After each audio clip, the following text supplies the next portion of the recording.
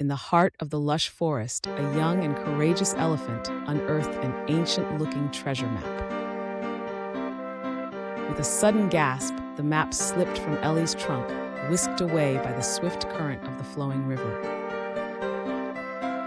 Observing the distress of his friend, a knowledgeable owl named Oliver hatched a plan to recover the lost treasure map. Seeking the guidance of a cunning fox, Ellie and Oliver were presented with a challenge to prove their worth for the missing piece of the map.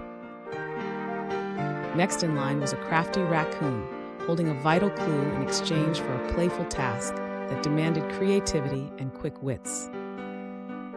Encountering a kind-hearted bear, Ellie and Oliver were entrusted with a task that required courage and compassion in equal measure. Through perseverance and unity, Ellie and Oliver gathered the scattered map pieces, the animals forming a circle of unity and friendship. Following the map's trail to its final destination, Ellie and Oliver arrived at a sunlit clearing, unveiling the long-lost treasure chest hidden beneath the oak's sturdy branches. As the treasure sparkled before their eyes, Ellie and Oliver realized that the greatest treasures were the bonds of friendship forged through their shared adventure.